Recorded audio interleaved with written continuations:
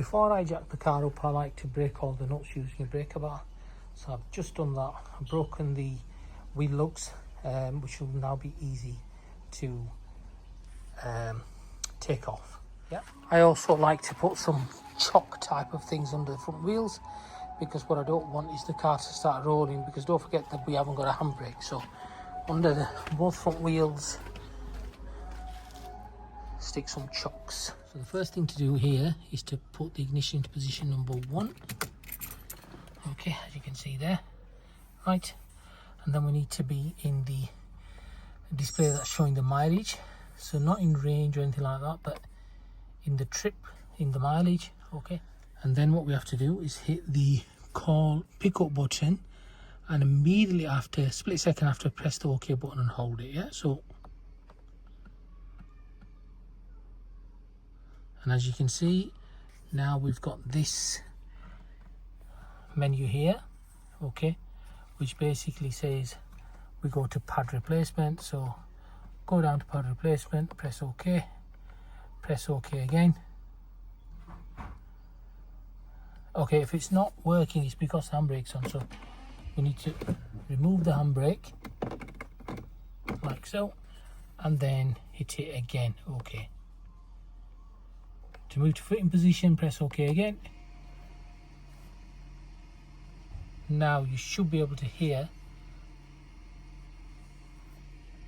the pads going into the fitting position.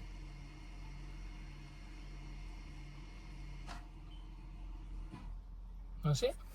And if you've done it correctly, the parking brake light will flash. Now you can remove the key. Next thing to do is to open the brake reservoir cap and let it air. We jack the car up using the jacking point, and I like to use the Mercedes jacks because they're very, very quick. Okay, so use the jacking point here, okay, and jack it up. Right, and then sticking an axle stand just under the suspension there. Alright, next thing we're going to do is take the wheel off. Okay, because we've already broken the nuts, now we take the wheel. Once I've taken the first nut off, I like to stick the stud, this stud, which comes part of the Mercedes jack kit, just so that once I've taken all the studs off, the wheel doesn't fly off and smack me in the head. Once the wheel is off, stick it underneath the car, and just stick some old mats on it to protect it should the worst happen and the car should drop. But obviously don't forget you've got jack stands under there as well, under the suspension, to be on the safe side. Okay, on to the next step. Okay, so the next step is to actually get the pads off. Alright, so the first thing you need to do is take this little sensor out. So this basically is plugged in here.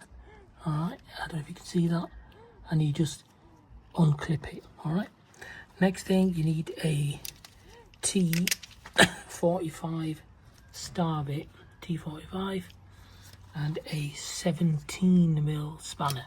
Right, so T45 on here. I've already cracked it open, to be honest, so it should be quite simple to do. So T45 on there, 17mm on there, and what we need to do is just open this up. Right, once you've got it started, it should be good to just try it a little bit more actually.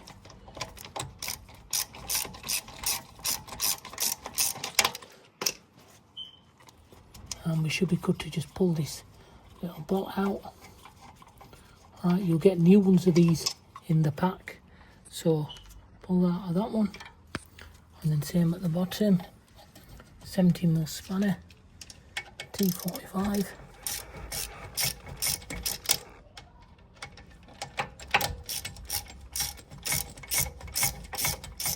Just whip it off. Should be good to come out now. And there we go. So then you just loosen the caliper and pull it off. Let's get that out of the way, so we'll hook it up here, out of the way. There we go, just out of the way there. The next thing we need to do is take the pads out. So now we just got to pull out the old pads, Quite simple really. This is the outside pad. Just work it loose and it should just pop straight out. This will probably give you a little bit more trouble. Oh, actually no, it's not too bad. Comes straight back out. Now this is the old hardware, okay, and you get a new set of hardware in the brake pads pack, the new pack. So let's get that in. Okay, new one in. Just clip straight back in.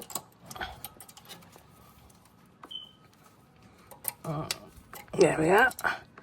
Straight in. You get the old one off at the top. The old one.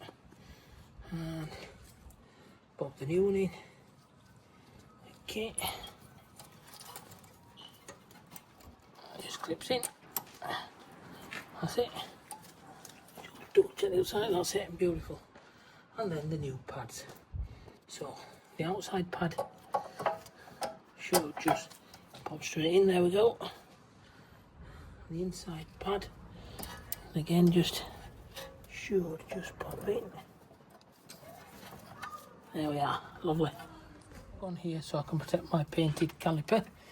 And then I just use a C-clamp to push the piston back in. So here we go. Should just push it back in.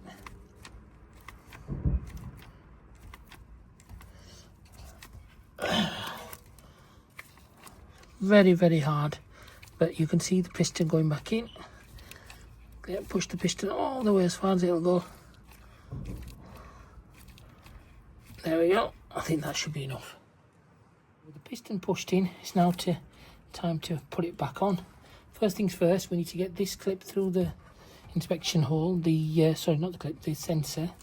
Alright, so get that through the inspection hole, and then we basically put the caliper back on and we skewer it back in with the screws, the new bolts. So you'll get new bolts like this, okay, use them to put it back. Oh, hang around.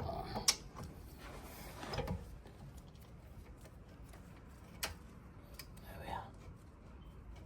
Once it's in, use a new bolt at the bottom as well.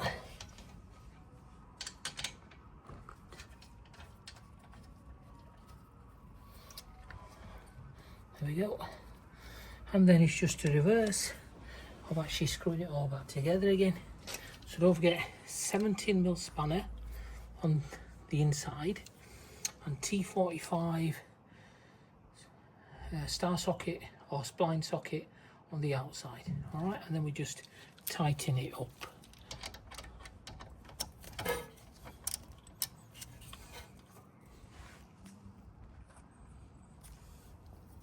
Just adjust the camera there. First things first, just finger tight it.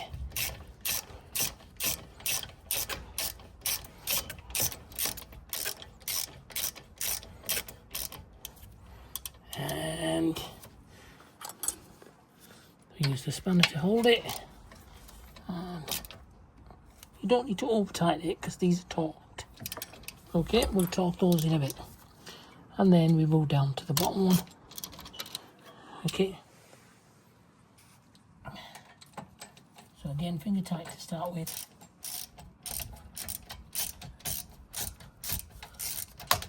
Oops. Then the spanner, 17mm on the inside. And there we go. And the final thing is to push the plug back in to the sensor plug back in. So we got the new sensor working, and that's it, done. Okay, and finally, I also think it's good practice to give the disc or the hub a good rub down with the wire brush. It's just good practice, stops the wheel sticking to it, so it makes the job easier for next time you want to take the wheel off. So just use wire brush, go around all of this, okay, give it a good scrub down like this, okay.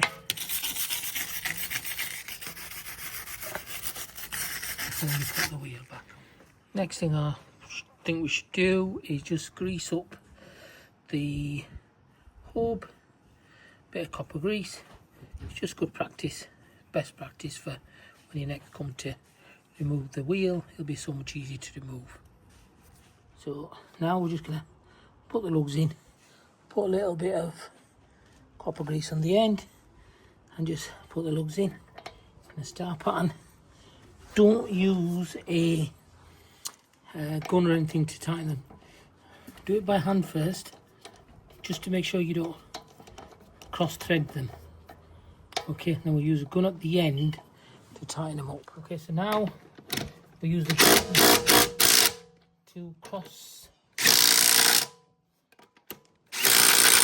We go cross pattern, and we use the gun to tighten everything up.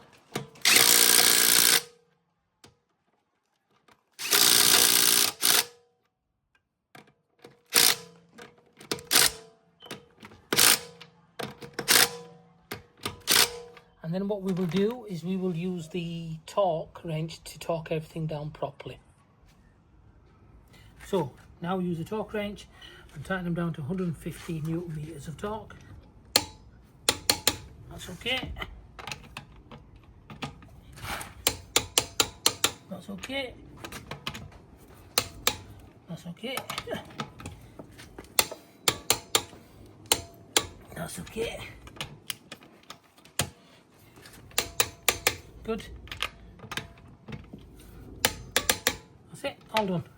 The passenger side rear brake pads are more or less the same thing as how you would replace them on the driver's side. The only difference is there is no sensor on these. Okay, so there's no sensor on these, but apart from that, everything else is more or less the same thing as what you've just seen on the driver's side. And the final thing that remains to be done is to exit the fitting position. So basically, ignition in position 1 and press OK. And you should be able to hear